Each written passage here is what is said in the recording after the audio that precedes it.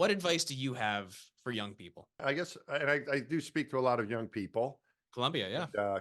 Yeah, my teaching. I also work at the Intrepid Museum here in New York City, and there's younger people there. I see young kids all the time. It seems they ask me stuff, and my biggest piece of advice is for anybody. I think whether you're young or old or wherever you are, is to follow your passion, follow what you're interested in. Don't try to game it too much. Like try to think of this is mainly for the young people, right? Where they're maybe trying to think, what should I major in? I get that question. The question I get a lot is, what do I need to do to become an astronaut? What do I need to study?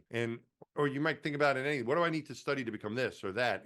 And I think that's really almost something that's impossible to answer because everybody's different and their strengths are different and your interests are different. And you should pick what you love, what you're passionate about, and pursue that. And the examples I give are 3 people that I flew in space with. And I've flown with a lot of people in space. And there were some, what you might consider traditional occupations that led to the astronaut program. They have test pilots or people in the military. I was an engineer.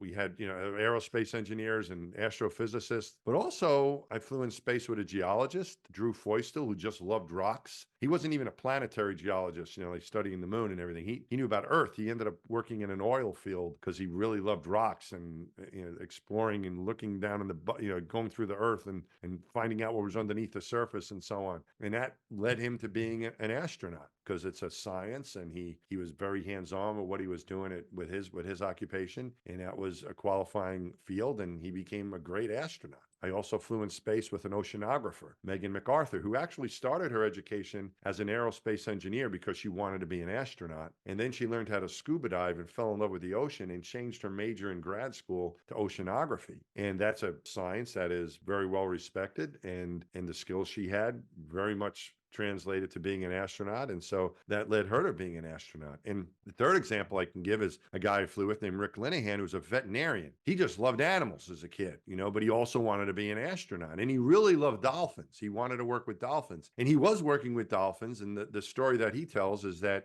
when he was called by NASA that he was going to be an astronaut, he was actually delivering a baby dolphin. He said, all right, I'll call them back. I've got this baby dolphin over here that I'm dealing with. So, but he was a veterinarian. You might not think, well, I want to fly in space, so I'm going to become a veterinarian. I wouldn't think of it that way. Think of it as, what do I love? What am I interested in? And let me pursue that. And if you do that, it's somewhat freeing because you can make clearer decisions. I think, well, I really like math, or I really like biology, or I really like insects, or I really like dinosaurs, or whatever it might be. Or you might like writing or English, or we also don't know how that occupation is going to change. And as we get more and more people to space, we're going to need artists to fly. We're going to need writers to fly. It's not just going to be scientists and engineers. And for the near future, I think it's primarily going to be that, but who knows? It's changing. Filmmakers want to go to space now. So I think if you have an interest, whatever that interest might be, think about what you love and how it might apply to that interest. Think about your passion. What do you like doing? Not even so much about what you're good at, but what do you like doing? What are you interested in trying to do? And follow that with the greatest passion and see where it leads. And I can almost guarantee that'll lead you to a good outcome.